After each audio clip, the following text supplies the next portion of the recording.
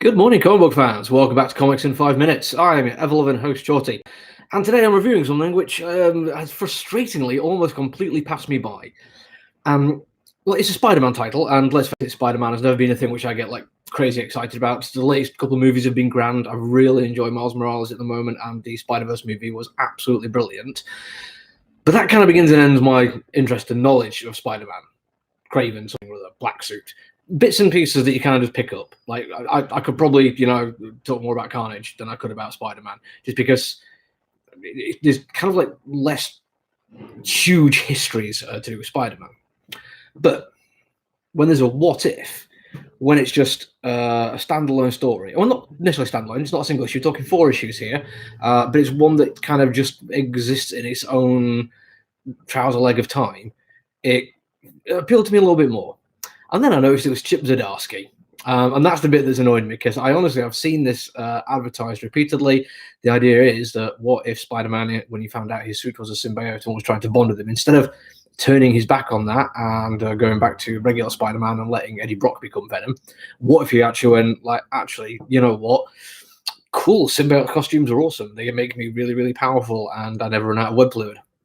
Which he mentions 27 times in this comic book. I mean, I never knew that was the really important thing of the symbiote costume, but apparently for Parker, that was a big deal. Don't get me wrong, reading Miles Morales at the moment, there's been a few times where he has been running out of web fluid, and you have to remind yourself that, both these Spider-Men are kids from quite poor areas in New York, so having access to the necessary chemical fluids to make web fluid is, it's going to be an issue. So I guess, looking back on that, it makes a lot of sense. This particular little arc, 4 issues though, does start kind of traditional Spidey, and I mean that in every sense. Even the artwork is, I don't want to say infuriatingly simple, but it does feel like there's a chance to have done more, and it wasn't necessarily taking a lot of time. Quite a simple page layout, really big onomatopoeia. The webbing, it looks very, very cool, but the detailing on it isn't massive. And as I'm flicking through, I realized actually sometimes that's a really, really nice thing, because the symbiote costume is just white on black, and with very few exceptions, they allow the black just to be black. Not Fender black or anything. It's not sucking in light, but it does work. That it's a blank, if you get what I mean.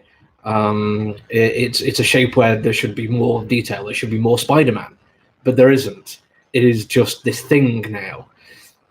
And as it plays out, you get a lot of the beats which I seem to remember from the original symbiote saga, where he's being more angry. He's tired when he's not in the costume, because the costume is feeding off him and he's feeding off the costume, vice versa. One thing they don't do, thankfully, even in any kind of post-ironic, let's at least draw attention to it way, is anything that happened in the movie with regard to the symbiote costume. Thankfully, they avoided all manner of messing around with that and just let it stand that he was going darker. They actually played it as actually dark rather than a weird gothic, miserable kind of phase.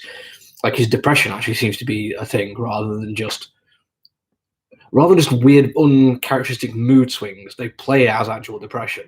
He's pushing people away. He can't understand why himself. He doesn't know why he's doing it. There doesn't appear to be a causal reason for it that he's aware of. It's just the way his mind is working at the moment, and that strikes me as far more authentic. And the violent nature of it as well. It's not just violence for violence sakes. There is always a justification for it. The idea that some people will need to get hurt for you to save the other people, playing back on the original idea that he could have done something about Uncle Ben, and it's feeding into Spider-Man's fears, and that's the thing that I kind of thought of when I was thinking about the Daredevil run. Spider-Man has always come across to me, at least, as a far more hopeful character than Daredevil, but you can't deny the darkness is always going to be there. People he loved have died, and it's caused him to question what he's doing on several occasions. If you time the symbiote incursion correctly, it's going to have far more effects on him, and this is the comic that's telling that story. And then when you get to the end and you do see what happens and how it plays out and why he does do makes the decision he does, you kind of see the point. I'm not necessarily saying I'd make those decisions myself, but I find it hard to argue with his. And then we get my favorite bit of artwork in the entire comic, that little reveal. It looks beautiful. They play around with light and shadow really effectively. You do get slightly more than just a black void, and I think that's a purposeful choice. They are showing that now that there's been a connection between the two of them, it's no longer just the darkness taking over Spider-Man. The darkness is Spider-Man, and it's really nicely played out in that, like, just one still scene. There's lots that happens before and after it, which I'm not going to really get into, but suffice to say, I liked it far more than I thought I would. Because it's only 4 issues, I think instead of picking up on my pull list as a regular, I'm probably just going to wait till it's completed and then pick up the trade for the entire run altogether. But if you want to try out something a little bit different with Spider-Man, I think going a what if over 4 issues rather than just cramming everything into one is definitely the right choice. I'll give it to someone like Zdarsky, who's proven that they can do really good horror things with Spider-Man. That's a really cool idea.